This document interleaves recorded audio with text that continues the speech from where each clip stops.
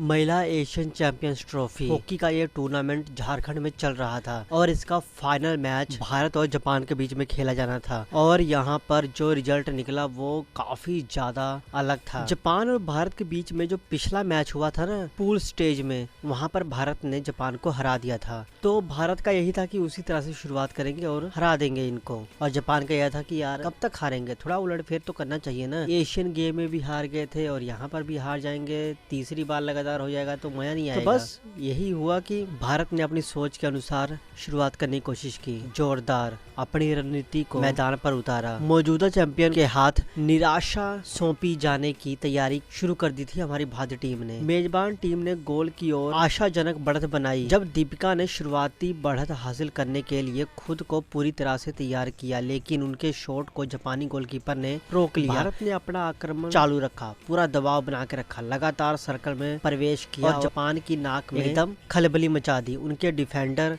कहाँ तक ही हमको रोक पाते, वो थोड़े छटपटा रहे थे कि अरे यार ये क्या हो रहा है, पर साथ में उन्होंने भारतीय टीम के कई सारे अटैक को विफल किया और जिसका परिणाम ये निकला कि पहले क्वार्टर में कोई भी स्कोर ना हो पाया। फिर भी भारत जापान के डिफेंस को तोड़ने के अपने प्रयासों को लगातार जारी रखा और इसका फल मिला दूसरे क्वार्टर में, जब संगीता कुमारी को 97वें मिनट में सफलता हासिल मिली। उन्होंने बेहतरीन गोल किया। इस झटके से जापान ने खुद को मजबूत बनाने की कोशिश की। उन्होंने पलटवार करने के लिए मौके बनाए, भारतीय टीम पर दबाव बनाया। जापान ने भारत के लिए एक घबराहट पैदा करने वाला क्षण भी पैदा किया था, लेकिन भारत ने इस मौके को विफल कर दिया जब उन्होंने एक रिव्यू ले लिया और वो रिव्यू भारत के हक में गया, क्योंकि इस शॉट में जब गोल हुआ था तो गेंद नेट में जाने से पहले जापानी खिलाड़ी के हाथ को छू के गया था और इसी प्रकार नियमों के अनुसार ये गोल मान्य नहीं रखा गया और भारत की 1-0 की बढ़त अभी भी बरकरार थी और जापान का ये प्रयास विफल हो गया भारत की सूझबूझ के चलते। इसके अलावा जापान को लगातार 3 पेनल्टी कॉर्नर भी मिले थे, लेकिन भारत की रक्षा पंथी ने उसको विफल कर दिया। हाफ टाइम तक भारत 1-0 से आगे रहा और ये काफी सही था। यहाँ पर जापान को मौके मिले पर वो मौके पे चौका नहीं मार पाई। तीसरा क्वार्टर की शुरुआत हुई तो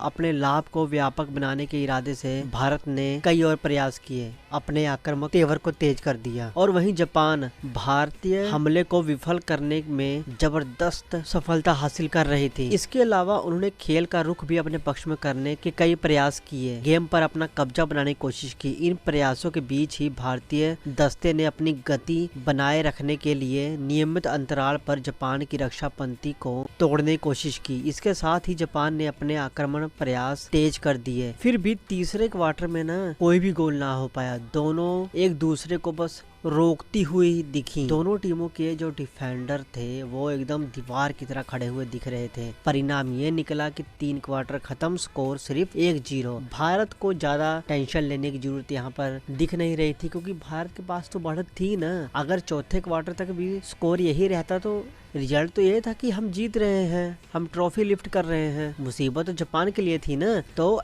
एंड ऑफ द 3 क्वार्टर हमारा पलड़ा भारी था और जापान अभी भी टेंशन में घूम रही थी। अंतिम क्वार्टर का समय आया। चौथे क्वार्टर की शुरुआत में भारत ने 3 पेनल्टी कॉर्नर हासिल किए और 2 प्रयास विफल हो गए और तीसरे प्रयास में सफलता मिली। यहाँ पर नेहा ने चतुराई से गोल दाग दिया था। 46 मिनटों का गेम खत्म। इस गोल के बाद भारत को 2-0 की बढ़त मिल गई और जापान और भी ज्यादा गहरे टेंशन में चला गया। मैच के आखिरी 8 मिनटों में जापान को पेनल्टी स्ट्रोक मिला, लेकिन भारत की कप्तान सविता पुनिया ने बचाव किया और उन्हें बता दिया कि वो 2 बार की FIH बेस्ट गोलकीपर का अवार्ड जीते आ रही हैं। इसके अलावा मैच के अंतिम क्षणों में लार एम श्यामी ने पेनल्टी कॉर्नर पर बेहतरीन गोल किया। 57वें मिनट में ये गोल भारत को मिला। 3-0 की बढ़त भारत के हाथ लग गई थी और अब जापान पूरी तरह से गेम से आउट होती हुई दिख रही थी। लग रहा था कि जापान जाते जाते शायद एक आधा गोल कर देगी और ऐसा हुआ भी। मैच के आखिरी मिनट में यानी कि 60वें मिनट में वंदना कटारिया ने एक शानदार फील्ड गोल किया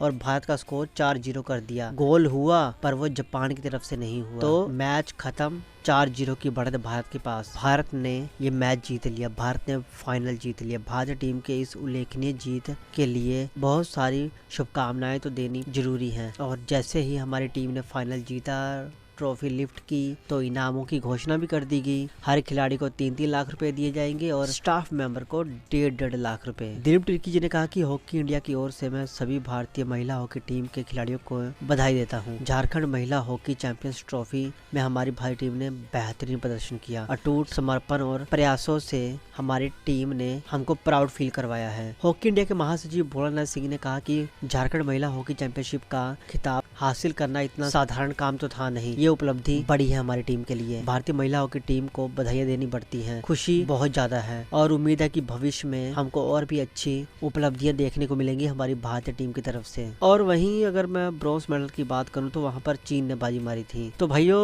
बेहतरीन प्रदर्शन रहा। एशियन गेम में हम चूक गए थे पर यहाँ पर हमने ट्रॉफी लिफ्ट की है। ओलंपिक क्वालिफायर जो टूर्नामेंट खेला जाना है उसके भी ग्रुप की घोषणा कर दी गई है कि कितने ग्रुप बने हैं, कितनी टीमें हैं और किस ग्रुप में कौन सी टीम है। तो पुरुषों का जो ग्रुप है उसके बारे में बताएंगे, महिलाओं के बारे में बताएंगे। पुरुषों में तो हमारी वैसे इंडियन टीम है नहीं क्योंकि वो सीधा क्वालिफाई कर गई है पेरिस ओलंपिक के लिए, पर महिला कैटेगरी में हमारी टीम है। किस पूल में है बताएंगे, एक ही वीडियो में दोनों कैटेगरी का हम क्लियर कर देंगे आपको। तो बस चैनल को सब्सक्राइब कीजिए, हमारी टीम को बधाई दीजिए। मिलेंगे नेक्स्ट वीडियो में, तब तक ले जय हिंद।